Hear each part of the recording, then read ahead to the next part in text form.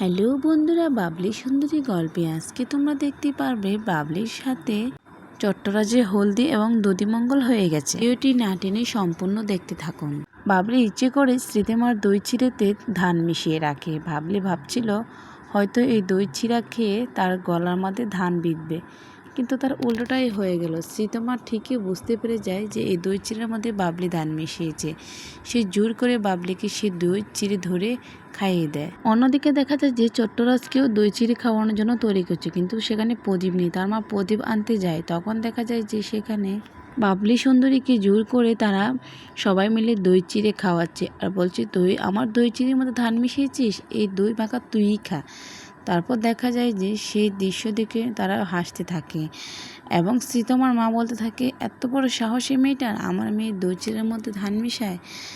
এখন তো তোরা দধিমঙ্গলটা হলোই না। একথা এসে চট্টরাজের মা শুনে ফেলে আর বলে, এই দধিমঙ্গল বাবলি খেলো, তাহলে তো এখন বাবলি সুন্দরীর সাথে চট্টরাজের দধিমঙ্গল হয়ে গেছে। তখন দেখা যায় যে চট্টরাজের মা এসে তার বাবার কাছে বলতে থাকে, তুমি জানো সেখানে কি হয়েছে? শ্রীতমার দধিমঙ্গল তো বাবলি খেয়ে ফেলছে, এখন সেই দধিমঙ্গল বাবলির পেটে। এই কথা ভাবতেই তো ভয়ে হাত পা আমার কাঁপছে। তখন অন্য দেখা যায় যে বাবলি সেই দধিমঙ্গল খেয়ে কাশতে কাশতে এদিকে আসতে থাকে। তখন সেটা আবার চট্টরাজ দেখতে পায় এবং সে দৌড়ে গিয়ে বাবলির জন্য পানি নিয়ে আসে, কোনো কিছু না ভেবে। তখন সে বাবলি পানি খেয়ে বলে, বাবা প্রাণটা বাঁচলো। তখন দেখা যায় যে চট্টরাজের বোন এসে বলে, কী করলি তুই এটা? তোর গ্লাসের পানি তুই একে খাইয়ে দিলি? তখন দেখা যায় চট্টরাজ তার স্ত্রীর কথা মনে পড়তে থাকে। তারা দুজন এক গ্লাসে পানি খেত এবং তার স্ত্রী বলে, দুজনে একসাথে ভাগাভাগি করে খেলে মহব্বত বাড়ে। তখন এই কথা মনে পড়তে চট্টরাজ সেখান থেকে বাবলিকে সরি বলে চলে যায়। বাবলি বলল, আমার প্রাণই তো বাঁচালো, তাহলে আমাকে সরি বললো কেন?